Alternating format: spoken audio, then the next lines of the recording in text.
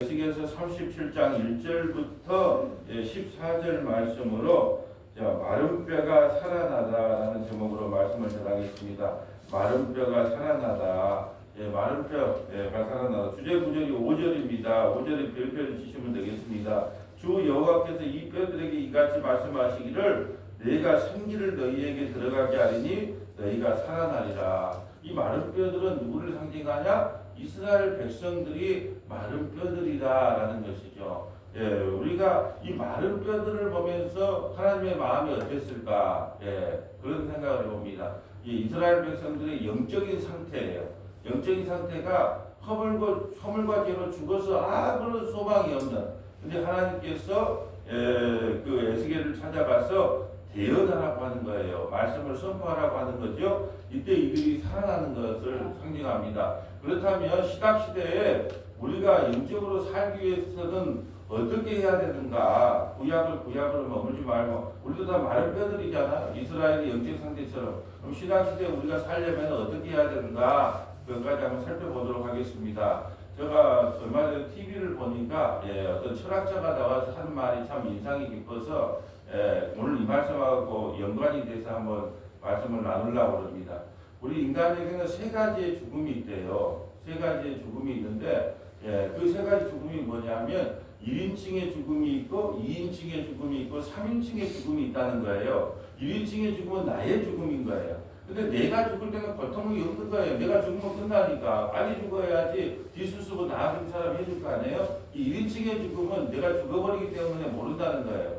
근데 가장 슬픈 그 죽음이 2인칭의 죽음이라는 거예요. 2인칭이라는 것은 내가 가장 사랑하거나 좋아했던 사람이 죽었을 때의 죽음이 2인칭의 죽음이라는 거예요. 근데 살아있을 때는 모른대요. 그 사람을 얼마나 사랑했는지 좋아했는지. 그래서 인간은 늘 후회하면서 사는데, 늘 후회하면서 인생이 마무리된다는 거예요. 그 사람을 얼마나 사랑하는지 좋아하는지 모른다는 거예요. 그런데 막상 그 사람이 죽고 나면 절도를 한다는 거예요. 절도를 한다는 것은 현실을 받아들일 수 없다는 거예요.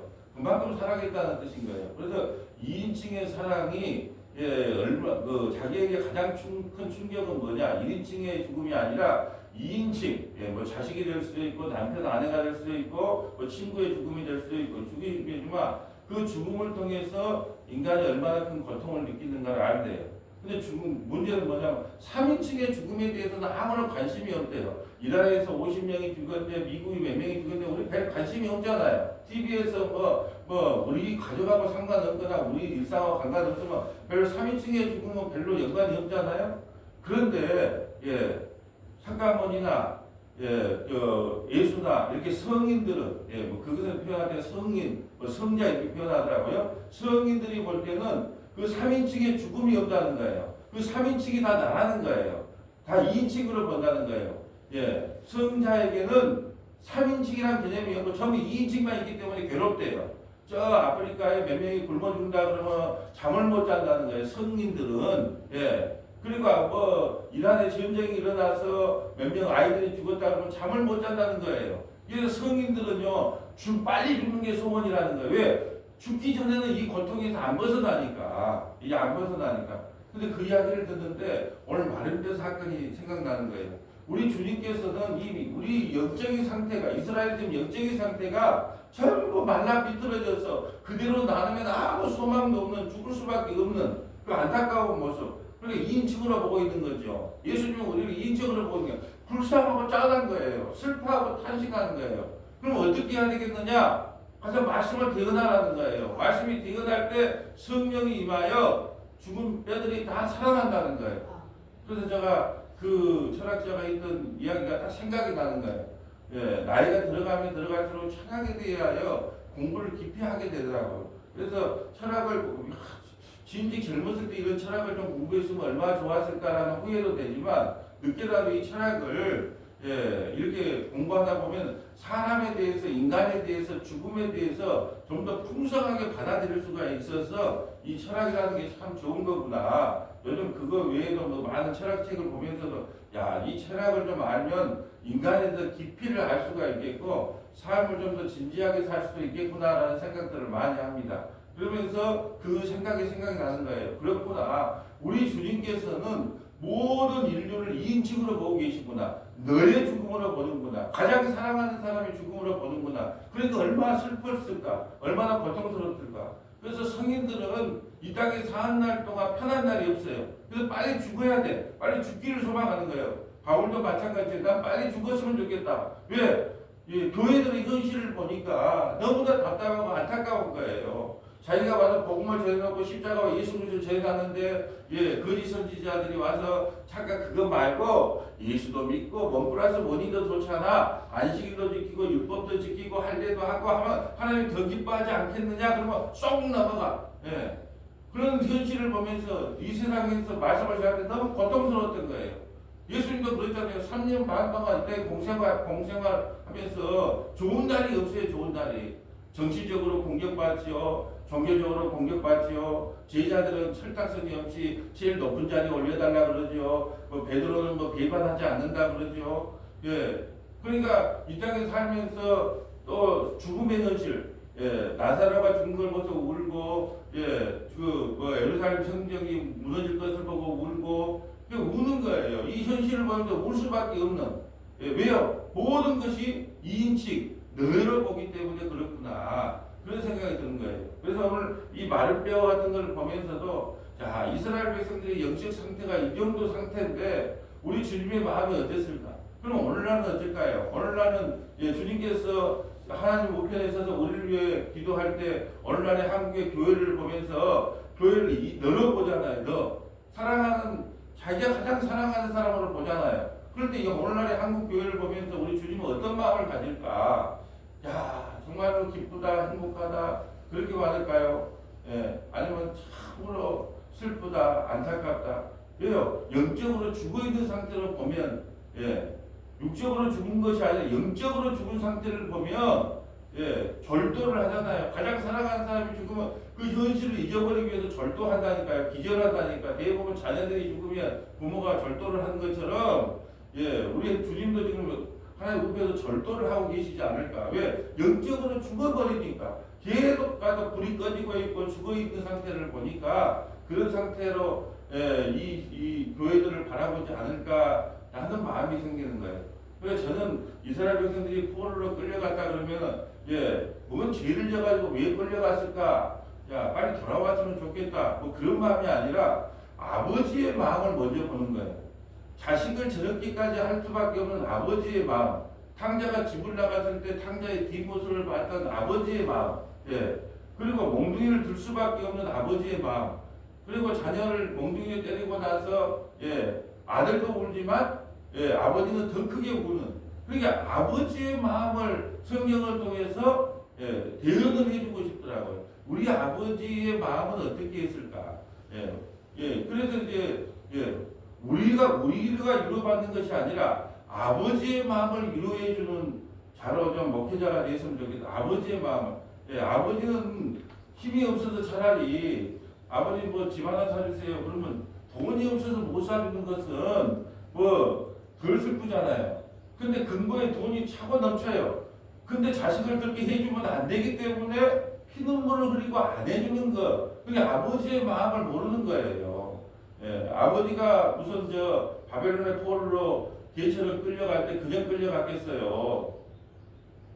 어린 아이들은 전부 다 물에다가 집어넣고 우물에 가둬버리고 임산부는 배를 가르고 그 끌려갈 때 그냥 끌린 거 아니고 계천을 끌려갔는데 그것을 아버지가 자기 자식들이 끌려가는 모습을 보면서 아버지의 눈물은 어땠을 거냐는 거예요. 근데 아버지가 힘이 없으면 그거지 마. 아버지가 무슨 힘이 없어요. 아버지는 미디안 군대 18만 5천 명이 쳐들어왔을 때 오늘 이거 소유 예배 때 나오는 거지만 하나님의 전신갑주를 입으라는 건데 하나님의 전신갑주예요. 인간의 전신갑주가 아니고 그 전신갑주는 뭐냐? 하나님이 주신 갑주를 입어야 된다는 거예요. 우리의 혈과 육의 갑주가 아니라. 근데 미디안이 쳐들어와서 18만 5천 명이 13만 5천 명이 쳐들어오잖아요. 근데 기드온이 나팔을 이스라엘의 기드온이 나팔을 보니까 3만 2천 명, 3만 2천 명 많다 이거야. 그래서 돌아가라는 게 전부 돌아가면 10,000명 많다. 300명 넘겨놓잖아요. 그게 하나님이 300명으로 갖고 13만 5천 명을 이긴다니까요. 그것뿐입니까? 히스기야 왕께서 18만 5천 명이 아수르가 쳐들어와요. 하룻밤에 저만하게 다 손장으로 만들어요. 그런 하나님이 바벨론에서 이 자기 백성이 끌려갈 때 좀 언약대로 좀 레위기 26장 뭐 신명기 28장 그 언약 없는 걸로 하자. 아니 그래놓고 좀 봐주면 안 될까요? 근데 그럴 수가 없다는 거예요. 하나님의 언약은 한번 말씀을 하신 것은 반드시 이루어질 수밖에 없기 때문에 아버지의 마음이 어땠을까요? 참 그런 생각을 하면 아버지는 바벨론뿐 아니라 바벨론도 멸망하잖아요. 페르시아는요. 예. 또 어디 로마의 그리스에 멸망하잖아요. 그리스는 로마에 멸망하잖아요. 하나님은 능력이 없어서 그런 것이 아니라 자기 백성을 살리기 위해서는 그 고난과 징계가 없으면 하나님을 의지하거나 믿을 수 없는 존재이기 때문에 고난을 줬다는 거죠. 자, 37장 1절을 볼까요? 여호와께서 권능으로 내게 임하시되 그의 영으로 나를 데리고 가사. 자, 영으로 에스겔을 데리고 어디로 간답니다. 어디로 가냐? 골짜기 가운데 두셨는데 거기 뼈가 가득하다. 뭐 영으로서 데리고 가더니 가다 보니 뼈들만 봉두로 인도한 거죠. 봉두 낙골당. 어느 나라에 가니까 낙골비가 너무 비싸니까 아파트를 이사 갔는데 아파트 옆에를 그냥 낙골당으로 만들었대. 아파트 한 채를 사가지고 그 어느 나라인가는 기억이 안 나요. 낙골당 부가비가 비싸가지고 그 자기 집 그 아파트를 한 채를 사가지고 가족들 그 낙골당에다 모시다. 참 세상 별놈의 일 다 있다. 그 집을 사갖고 간 사람은 어떻게 될까? 양쪽 집으로. 예?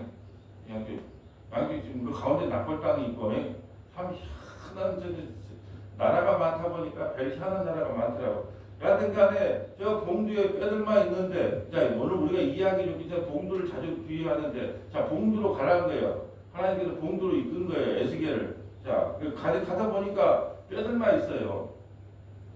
2절에 나를 그 뼈 사방에 지나게 하시고 본즉 그 골짜기 지면에 뼈가 힘이 아주 많았더라. 얼마나 많습니까? 지금 산을 타고 계속 올라가고 한 게 얼마나 뼈들이 많았더라. 그가 내게 이르되 인자야 이 뼈들이 능히 살 수 있겠느냐 하시기로 내가 대답하여 주 여호와여 주께서 하시나이다. 이걸 만약에 한국의 교인들에게 물어보면 어떻게 될까요? 한국의 교인들에게 이 뼈들이 능히 살 수 있겠느냐? 한국의 교인들에게 물어봤다면 어떤 대답을 했을까? 내가 궁금해서 만약에 한국의 대답은 자, 문목사야 살겠냐? 아이고 믿습니다. 살 걸 믿습니다. 인권사 어떻게 생각해? 아이고 믿습니다. 살 걸 믿습니다. 주님이 능력자인데 그걸 100% 이렇게 한국은 그냥 무조건 믿습니다. 무조건 믿습니다. 뭔 말을 해도 믿습니다. 여러분 우리 한국교회가 경기가 좋지 한국이 지금 경기가 좋지 않습니다. 그러나 에스겔 37장에 마른 뼈가 드러난 것처럼 공단도 여천 공단도 살 것이고 여수 공단도 살 것이고 동북권의 경제권도 살 것입니다. 마른 뼈가 드러난 것처럼 반드시 경제가 살 것입니다. 할렐루야. 그러면 다 아멘 한다니까요. 왜 그런 신앙이 있을까요? 그럼 어떤 사람이 인상을 쓰면서 말해야 되죠. 목사님 그걸 마른 뼈가 그런 이야기 한 거 아니잖아요. 라고 말을 하면 그런 설교를 못 하겠죠. 근데 한국은 종교심이 너무 많아가지고 무조건 말하면 강대상에서 말하면 무조건 아멘 믿습니다. 그래서 오늘 이 뼈들이 살겠느냐? 라고 만약에 한국의 교인들하고 묻으면 믿습니다. 만약에 순복음에 가서 물으면 어떨까요? 믿습니다. 이렇게 나오겠죠. 순복음에 가면. 예, 장로교회 가면 믿습니다. 이렇게 나오겠죠. 예. 그게 이게 그런데 에스겔의 뒤에 나오면 뭐라 그래요? 주께서 아십니다. 주께서 아십니다. 살든 죽든 이걸 살리든 죽이든 주님의 권한 안에 있습니다. 이걸 하나님 절대 주권이라고 합니다. 우리가 500년 전에 카톨릭에서 국교에서 오직 은혜가 아니라 베드로 성당을 짓다가 돈이 부족하니까 면제부를 팔잖아요. 그러니까 행위 여러분 오직 은혜라는 우리 교회도 오직 은혜 가냐? 오직 은혜하면 봉사 많이 할까요? 우리 교회는 좀 특이한 교회예요. 오직 은혜만을 해도 부활절 때 보니까 전부 다 자기 맡은 일 해갖고 다 은혜도 봉사하더라고요. 근데 대부분에는 은혜만 강조하면 이 행위가 안 나오거든요. 봉사가 안 나와요. 그러니까는 오직 은혜 플러스 행위. 여러분 카톨릭하고 우리하고는 부모님 교리가 약간 달라요. 오직 믿음보다 앞서 자기 선행이 있어야 된다는 거예요. 그래서 다 착해요. 예. 여러분 카톨릭은 이단들이 어디 다니냐면 카톨릭 다니면 전도 안 합니다. 포섭 안 해요. 왜 그럴까요? 왜 그런지 아세요? 이 연보를 낼 때 우리 개신교는 너무 막 은혜 받으면 연보를 많이 내잖아요. 그건 내받아 1,000원, 10,000원 이렇게 전도를 해도 돈 벌이가 안 돼. 예. 그러니까 거의 카톨릭은 이게 포섭을 대상에 해서 제외시켜 놓은 거예요. 개신교는요. 은혜 받았다 그러면 미션이다. 봐봐요. 미션이다. 미션이다. 저 목숨 걸고 한 사람, 저 이단 가서 목숨 걸고 한 사람들 봐보세요. 전부 개신교에서 방금 깨닫겠다는 장로, 안수집사, 권사 그런 중직자들만 전부 포섭하잖아요. 왜 포섭을 그 사람들이 은혜 받으면 열심히 하니까. 그래서 무조건 믿으면 뭐예요? 무조건 믿으면 맹신, 무조건 믿으면 맹신, 모르고 믿으면 미신, 알고 믿으면 신앙.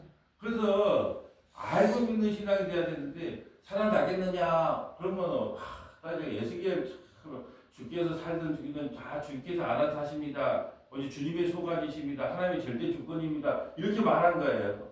근데 이것을 한국 갖다 말하면 미십니다. 한 번도 안 믿습니다 말하는 사람 없을 거예요. 미십니다 그럴 것 같아요. 자, 4절 또 내게 이르시되 너는 이 모든 뼈에게 대언하여 이르기를 너희 마른 뼈들아 여호와의 말씀을 들을지어다. 뼈들에게 대언하라는 거예요. 그냥 말하는 거예요. 여러분 그럼 말씀을 전하는 사람은 손가락을 누굴 가릴까요? 예수 그리스도를 가르치고 있어요. 대언하라고 그랬으니까 그러니까 예수를 대언하는 거예요. 십자가를 대언하는 거예요. 그런데 듣는 사람들은 예수를 안 보고 손가락을 보는 거예요. 손가락이 참 기네, 짧네, 전라도 말 쓰네, 참 말이 빠르네, 억양이 세네. 참 희한하죠. 대언하라고 해서 대언을 하면 누구를 가야지? 예수를 대언했는데도 예수도 안 보고 뭘 보냐? 아이고 전라도 말 많이 쓰네, 남면 출신인갑다. 왜 서울 말을 안 쓴대? 왜 말은 빠른데? 이렇게 본다는 거예요. 손가락을 보지 말고 손가락 끝을 향하는 그 예수를 봐야 되는데 맨날 겉으로만 봐, 겉에만. 참 그래서 답답하더라고요. 그러니까 제가 그렇게 말하고 싶어요. 전라도 말을 쓰든지 무슨 뭐 표준말을 안 쓰든지 말이 빠르든지 그거 보지 말고 그 사람이 전에 뭘 전하고자 하는가 그 핵심 그 내용을 좀 봐주세요. 그걸 보지 말고 빨라고 하고 내가 뭘 한다고 아침마다 그냥 와서 그냥 너미야 천국 가든지 지옥 가든지 저는 성자가 아니기 때문에 2인칭만 슬퍼하지 전부 3인칭까지 슬퍼할 사람이 아니거든요. 그래서 나는 내 뜻을 전하는 거예요. 이게 하나님 말씀을 대연하라 했습니까? 예수님은 대연만 한 거예요. 하나님께서 이렇게 전해라 그러면 난 전하는 거예요. 근데 어떤 일이 일어나냐? 주 여호와께서 이 뼈들에게 이같이 말씀하시기를 내가 생기를 너희에게 들어가게 하리니 너희가 살아나리라.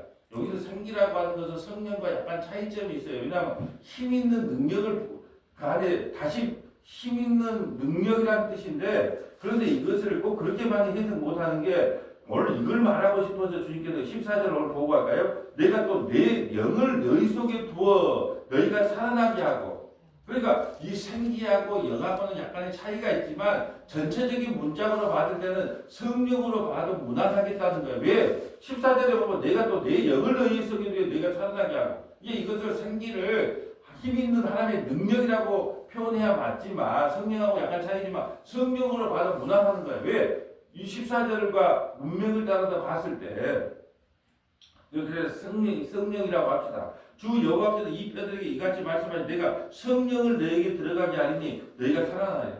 여러분 보세요. 우리가 이 땅에 살 때는 다 멋진 인간들이에요. 넥타이도 매고 이쁜 옷도 입고 다녀 다 살아있다고 생각을 해요. 누가 죽었다 그럴 거예요. 근데 그 속에 뭐가 없으면 성령이 없으면 죽은 자예요. 죽은 자.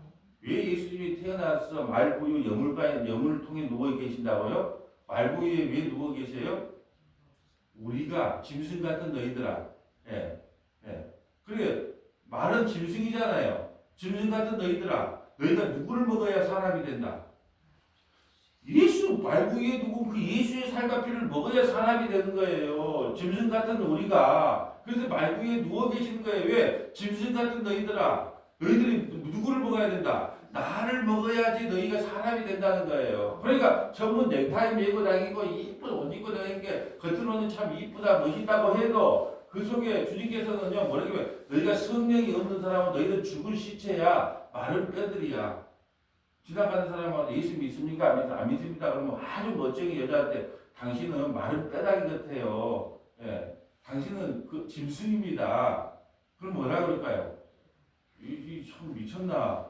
이 아저씨 미쳤나? 이렇게 말할 거예요. 근데 성령은 뭐라고 하냐? 그렇게 말하는 거예요. 성령을 받지 않는 사람은 짐승과 같은 죽은 자예요.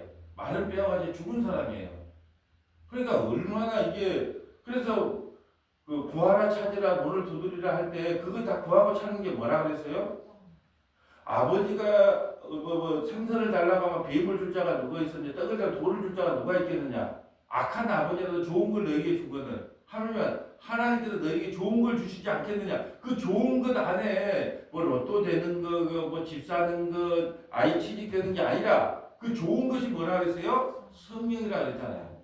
가장 좋은 게 성령이에요, 성령. 이 성령을 받아야 회개하고 예수님을 믿게 되는 거예요. 그러면 성령을 받은 사람의 특징이 뭘까요? 내가 미워지는 거예요. 내가 미워지는 거. 내가 내 자신이 그렇게 미울 수가 없어요. 내가 살아가는 모든 것이 죄이기 때문에 내 자신이 믿게 보이는 거예요. 그 내 자신이 믿게 보이니까 누가 보여요? 예수 외에는 소망이 없는 거예요. 그래서 하이델베르크 지금 하고 있는데 첫 번째 3부단부터 11만원까지 세 부부도 나뉘는데 인간의 비참함이 무엇입니까? 먼저 인간의 비참함을 알고 12부단부터 85부단까지가 뭐냐? 그러면 우리가 어떻게 해야 구원을 받습니까? 이 첫 번째 나오는 건 인간의 비참함이에요. 인간이 비참함을 느껴야 된다니까요. 비참함. 인간이 비참함을 느껴야 비로소 나 같은 사람은 나는 어떻게 해야 구원을 받는가 생각을 하게 되는 거예요. 그래서 말씀을 통하여 늘 우리가 내가 마른 뼈가 맞습니다. 마른 뼈가. 그리고 어떤 드라마나 어떤 소설이나 책을 볼 때 좋은 사람은 항상 누구를 평가해요? 나. 드라마에 아주 악독한 여자 있잖아요. 뭐 이렇게 속이고 저렇게 속이고 뭐 재벌집 누구를 뭐 차지하고 막 이런 사람 나오잖아요. 그런 사람이 바로 누구다? 나예요, 나. 드라마에서 나온 가장 악한 역, 나. 예. 이번에 뭐 왕과 함께 사는 남자에서 가장 악하게 나온 사람이 누구예요? 한 명이에요. 예. 몸이 한 100kg 정도 뭐 했는데 눈썹을 일부러 그 유디태 씨가 눈썹을 입에 올렸대. 그래서 테이프를 붙였대. 왜요? 악독하게 보이려고. 예? 뭐 1200만 원 해갖고 떼돈을 벌었잖아요. 예? 그런데 악독하게 보여. 그게 그렇게 가장 드라마를 볼 때 나는 뭐 어몽도? 나를 어몽도로 보는 거예요. 아니면 억울하게 죽은 단종으로 보는 거예요. 그게 아니라 내가 바로 저 권력을 차지하고 있는 저 칠삭동이 한 명의 팔삭동인가 칠삭동인가 저 한 명으로 나를 봐야 된다는 거예요. 모든 성경에서 가장 악한 사람이 누구다? 바로 나라 보는 거예요. 근데 나는 여러분 이름을 개종할 때 바울, 뭐 다윗 이렇게 개종한 사람을 많이 봐도 가룟 유다 이렇게 개종한 사람 봤어요? 성실을 난 이름을 개종할 때 다윗이라고 막 개종하고 막 바울이라고 개종하고 바나바라고 개종한 사람까지도 봤지만은 나가 가룟 유다라고 개종한 사람 못 봤잖아요. 그 성경을 잘못 본 거예요. 내가 가룟 유다예요. 내가 가룟 유다. 가룟 유다 같은 나를 구원한 거예요. 이름을 개종할 때 우리는 전부 다 한편 강도로 개종해야 돼요. 한편 강도. 예. 만날 너를 속이고 뺏고 어떻게 하면 내가 그런데 한편 강도를 주님께서 구원하셨다니까요. 그러니까 이것을 성경을 볼 때나 드라마를 볼 때나 뭘 볼 때나 가장 악한 인간이 바로 나였군요. 그것이 성경을 보는 관점이에요. 그런데 나같이 악한 인간을 주님이 어떻게 구원하셨습니까? 성령을 보내줘서 네가 하는 것이 얼마나 미운 것이 생생히 드러나게 한 후에 내가 회개하고 예수 믿게 할 거야. 성령을 부어주겠답니다. 6절 너희 위에 힘줄이 두고 살을 입히고 가죽을 덮고 너희 속에 생기를 넣으리니 너희가 살아나리라. 또 내가 여호와인 줄 너희가 알리라 하셨나이다. 자, 우리가 죽은 지 나흘 된 나사로에 대한 이야기를 했어요. 이번 부활절에. 냄새가 나요. 날씨가 뜨거운 나라니까. 근데 붕대를 감아놨어요. 근데 나사로가 나오너라 그랬단 말이에요. 나사로가 그러 나온 것처럼 주님께서 에스겔에게 말씀을 대언하라 그러니까 살이 차차차 오르는 거예요. 7절 이에 내가 명령에 따라 대언하니 대언할 때 소리가 나고 움직이며 이 뼈 저 뼈가 들어맞아 뼈들이 연결되더라. 내가 또 보니 그 뼈가 힘줄이 생기고 살이 오르며 그 위에 가죽이 덮으니 그 속에 생기는 없더라. 아직까지 아까 왜 생기는 없더라고 하는 말이냐 뭐냐면 그 안에 하나님의 강한 능력으로도 살아나도 아직까지 성령을 받지 못했다는 거예요. 이것은 이렇게 생각해 볼까요? 우리는 창세전에 그리스도 예수 안에 하나님 나라에 앉아 있어요. 근데 순차적으로 이 땅에 하나님께 보냈다니까요. 근데 바로 내 태어나자마자는 누구의 후손으로 태어나요? 아담의 후손으로 태어나는 거예요. 아담의 후손. 예. 살아도 움직이기는 해. 살아있다고 말을 해. 근데 살아있으나 죽은 존재예요. 왜요? 성령을 아직 안 받았기 때문에. 근데 어느 순간에 우리가 성령을 받았는지 몰라요. 회개하고 예수 믿으면 성령이 임하여 회개하고 예수를 믿게 되는지, 회개하고 예수 믿자 성령이 임한지, 그것은 같이 일어나는 사건인데 뭐가 먼저라는 건 모르지만 여하튼 간에 회개하고 예수님을 믿는 그 순간에 이제 아담의 권세에서부터, 죄의 권세에서부터 예수님의 권세 안으로 우리가 소속이 바뀌는 거예요. 그래서 죄는 항목의 문제가 아니라 그랬어요. 뭐 살인하고 간음하고 강간하고 항목의 문제가 아니고 권세의 문제예요. 네가 아담의 권세 아래 있느냐, 예수의 권세 아래 있느냐. 그럼 예수의 권세 아래 있으면 뭐예요? 그 죄의 용서함을 받았기 때문에 죄의 음습으로 서든받는 거예요. 그래서 죄는 항목의 문제가 아니고 권세의 문제라 그랬단 말이에요. 그러니까 지금은 생기가 없더라 이 말은요. 아직까지 살아 움직이긴 하지만 성령이 임하지 않는 사람은 그냥 살아 움직이는 사람일 뿐이라는 거예요.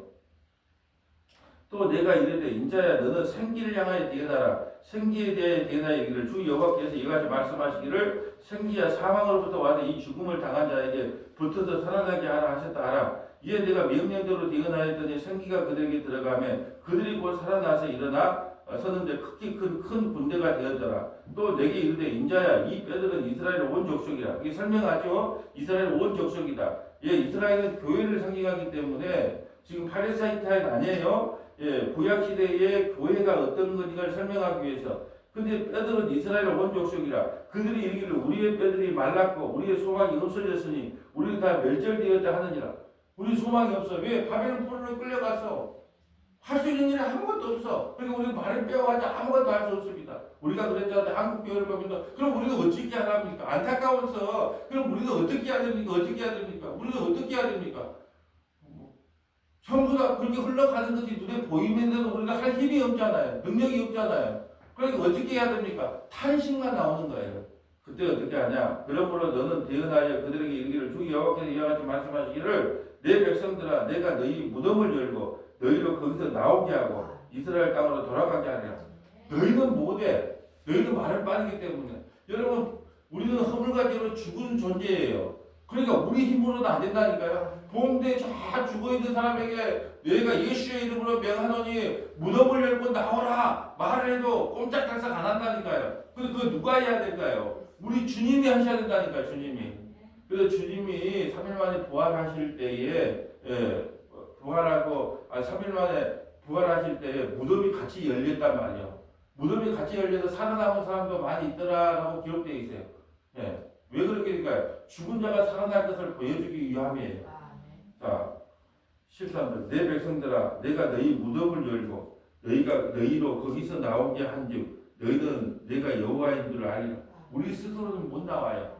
주님이 그 무덤을 열어줘야 된단 말이죠. 그래야 나올 수 있는 거예요. 내가 또 내 영을 너희 속에 두고 지금 14절 그러니까 생기와 영을 같은 의미로 사용해도 되는 것이 결국은 생기를 부어주신 이유가 뭐예요? 성령을 부어주기 위함이잖아요. 그러니까 내가 또 내 영을 너희 속에 두고 너희가 살아나게 하고 내가 또 너희를 너희 고국 땅에 두리니 나 여호와가 이 일을 말하고 이룰 줄을 너희가 아니라 여호와의 말씀이다.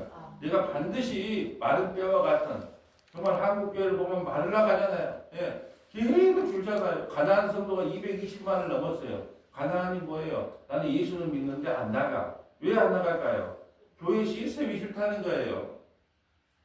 목사의 말에 상명하고 하는 그런 체계도 싫고, 투명하지 않는 재정도 싫고, 세습해 주는 것도 싫고, 다 싫다는 거예요. 그래서 안 나가. 근데 그 안 나간 게 성경주의일까요? 아니에요. 하나님께서 두세 사람이 모여서 그것에 임하겠다는 것은 왜 모여야 되냐면, 모이지 않고 반바지 입고 인터넷으로 TV를 보면요, 내가 죄인인가를 몰라요. 근데 열댓 명도 많네. 한 5명 모여놓으면요, 뒷담화 가는 재미가 있잖아요. 그러면서 내 죄를 아는 거예요. 내 죄를.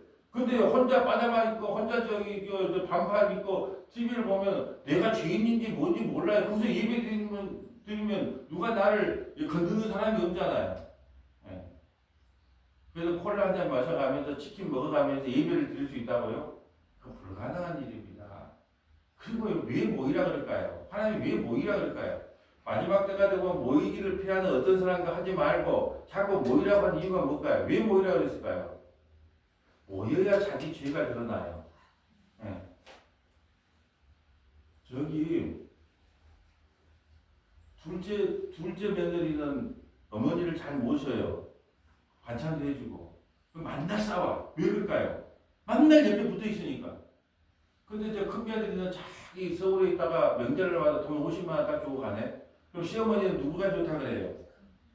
우리 큰 며느리가 최고다 그래. 근데 진짜 좋은 며느리는 뭐예요?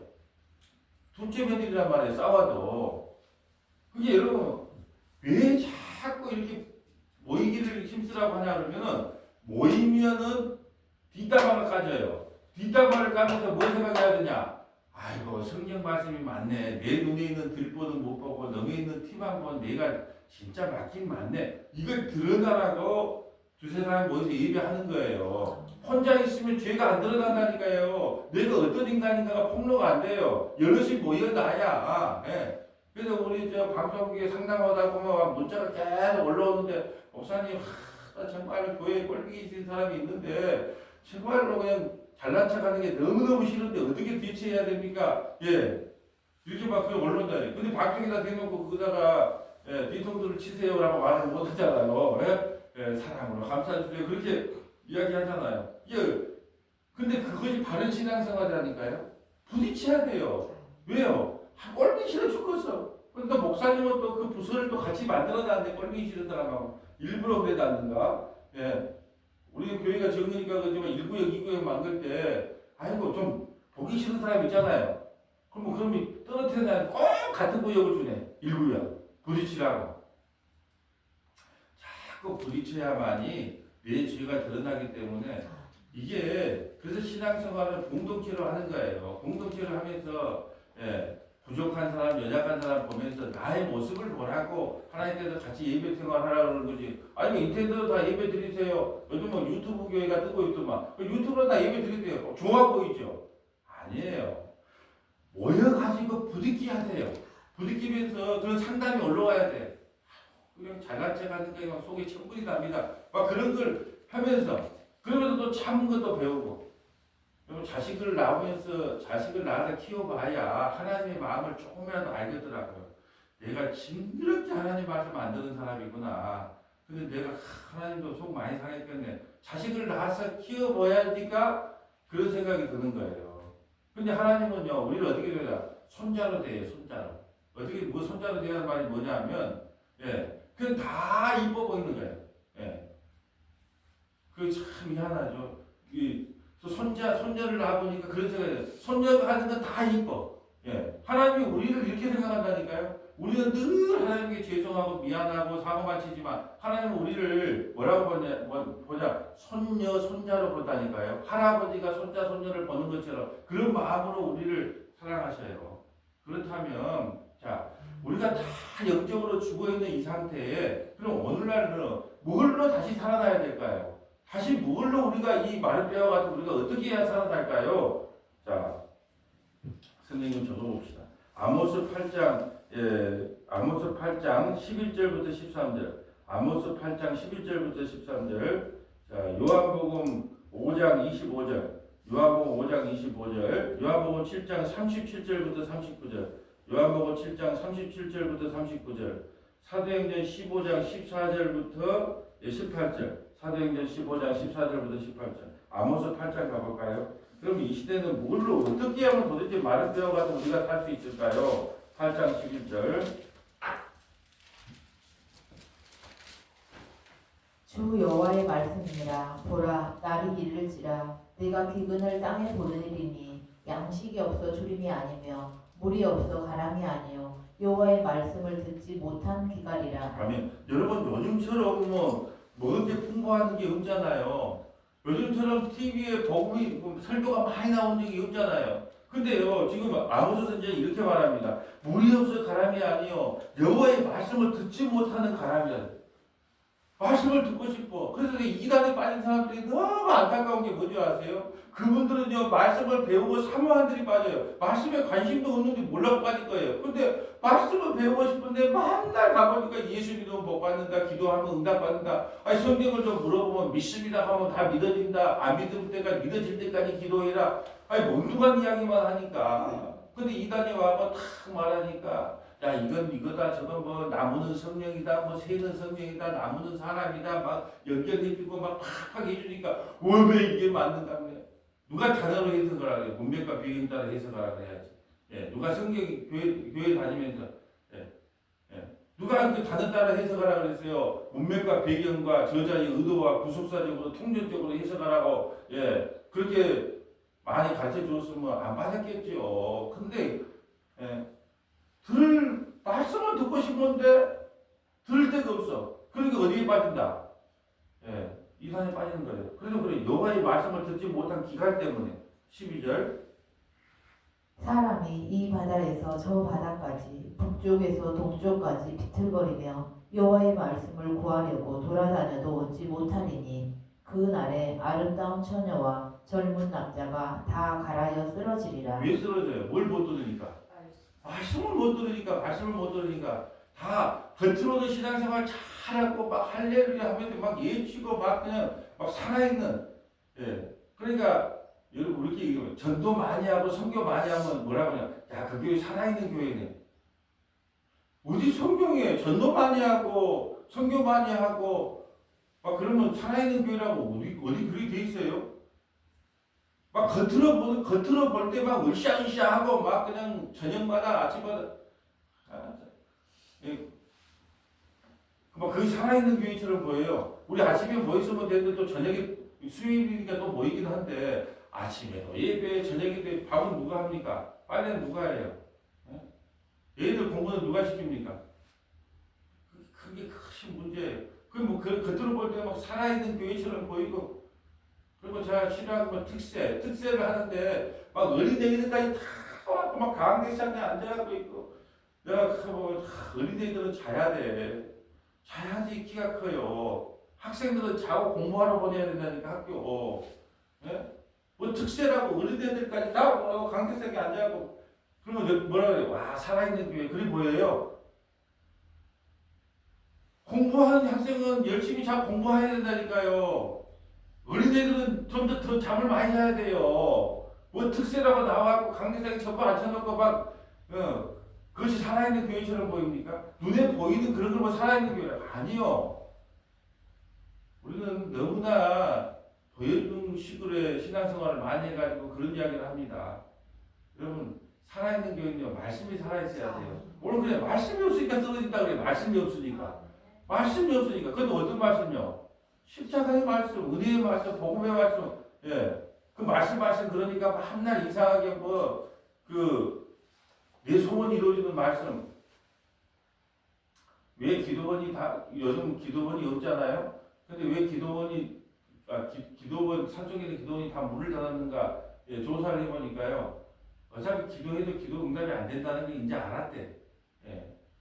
기도해도 기도 응답이 안 돼요. 왜 어떤 기도 응답을 기도를 하러 갔어요? 다 기도원에? 자기 소원 이루어지러 갔잖아요. 자기 소원. 그거 해도 하나님께서 이제는 안 들어준다는 걸 알게 되면 문을 닫는 거예요. 두 번째, 너 먹고 살기 좋아서. 안 가도 뭐 병원 가면 되는데 뭐 그까지 그럼 기도원. 지금 이 시대는요. 쓰러지는 이유는 말씀 때문에 쓰러져요. 그러면요. 마른 뼈가 살아나려면요. 어떤 말씀을 먹어야 돼요? 십자가와 예수 그리스도 그 은혜의 복음 그 말씀을 먹어야 되잖아요. 그래야 다시 살아나는 거예요. 이 마른 뼈가 살아나는 것은요. 예수님이 대언했던 것처럼 하나님의 말씀이 살아나야 돼요. 근데 우리 한국교회 봐보세요. 무슨 특별대 부흥성에 병고침 이런 거 기적이 현장으로 아브라함에 있어도 사경회가 다 사라졌죠. 사경회. 참 좋은 건데 사경회. 옛날에 평양에 사경회 하면 여수에서요. 지게에다가요 쌀하고 소다지 이거 갔단 말이에요. 그래서 일주일간 집회를 하고 사경회에서. 근데 사경회 말씀 사경회 다 사라졌어요. 재미없다는 거예요. 뭐가 재밌어요? 봤다 떴다 뭐 참 희한해. 나 엊그저께 유튜브에 딱 올라다가 보는데 어디 뚱뚱한 여자가 나왔는데 어디 목사님이 기도한다면서 살은 빠질지어다 톡톡 살은 빠질지어다 허벅지 살은 빠질지어다. 와, 나 그걸 보면서 참 하나님께서 허벅지 살 빼려고 하든가. 예, 그래서 요 코미디가 그런 코미디가 참 내가 참 예, 허벅지 살은 빠질지어다 허벅지는 빠질 뱃살은 빠질지어다. 아이고 이게 무슨 뭐 다이어트도 아니고 다이어트 뭐 회사도 아니고 야, 나 진짜 코미디 그런 코미디가 야, 이게 뭐 하나님이 마른 뼈와 같은 이 현재 교회의 현실을 보여도 울지 않겠어요? 그러니까 마른 뼈가 살아나려면요, 남녀가 쓰러지지 않으려면요, 뭐가 있어야 돼요? 말씀밖에 넘다는 거예요. 자, 요한복음 5장 35절 25절 가볼까요?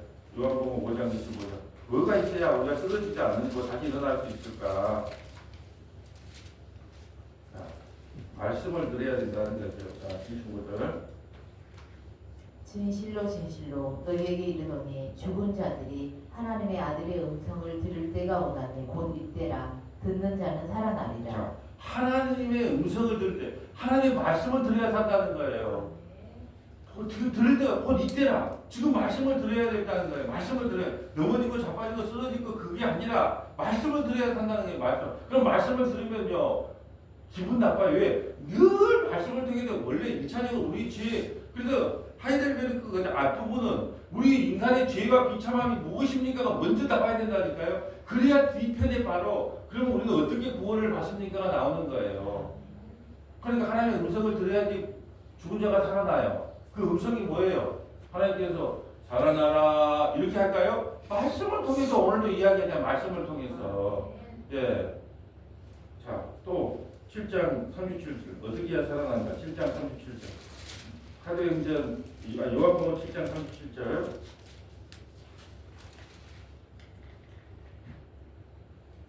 명절 끝날 곧 큰 날에 예수께서 서서 외쳐 이르시되 누구든지 목마르거든 내게로 와서 마시라.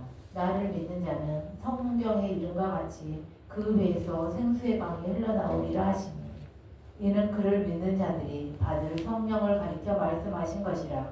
예수께서 아직 영광을 받지 아니하셨으므로 성령이 아직 그들에게 계시지 아니하시더라. 그 배에서 생수의 강이 나온다는데 생수의 강이 뭘 상징해요? 성령. 생수의 강이 뭐예요? 성령. 이 성령이 우리를 살아나게 하는 거예요. 말씀과 성령이 우리를 살리는 거예요. 그 생수의 강이 우리 배에서 막 흘러나오는 거예요. 근데 아직까지는 예수님 십자가 죽기 전이기 때문에 돌아가신 전이기 때문에 아직까지 성령을 받지 못했다는 거예요. 그러면 성령을 받아야만 죽은 영혼이 살아난다는 거예요. 우리가 어떻게 살아납니까? 말씀과 성령으로 살아나는 거예요. 말씀과 성령으로. 그래야 죽은 자가 살아나는 거예요. 마른 뼈가 살아난다는 것은 말씀과 성령 외에는 죽은 자들 마른 뼈가 살아날 수가 없다는 거예요. 사도행전 15장 14절 가볼까요? 사도행전 15장 14절. 사도행전 15장 14절.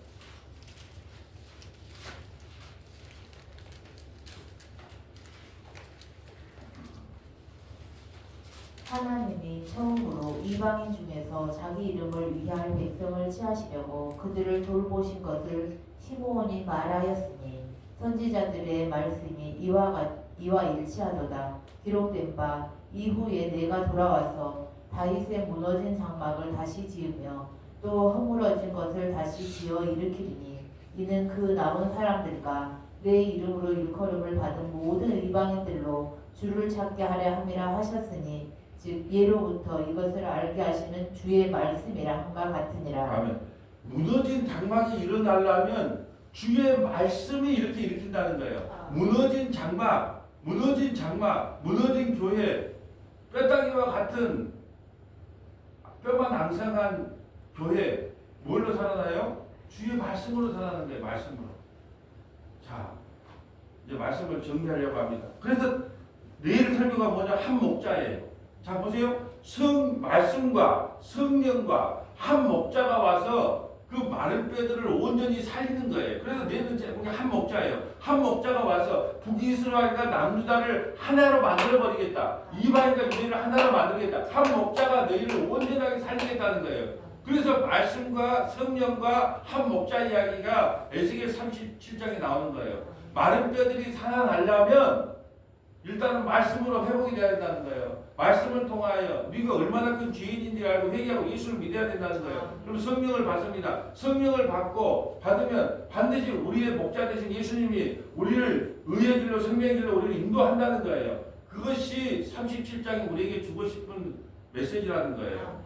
너희가 마른 뼈와 같은 너희 인생이 살고 싶지? 경제 문제를 이야기하는 게 아니고 우리 자신이 지금 말라가 비틀어 있잖아요. 마른 뼈와 같은 이런 신앙을 하고 있잖아요. 그럼 너희가 살아나려면 어떻게 해야 되는 줄 아니? 일단 말씀으로 충만해라. 그리고 성령의 인도함을 받아라. 그리고 목자께서 우리 주님께서 너희를 반드시 살려낼 것이다 라는 것이 에스겔 37장이 우리에게 주는 메시지입니다.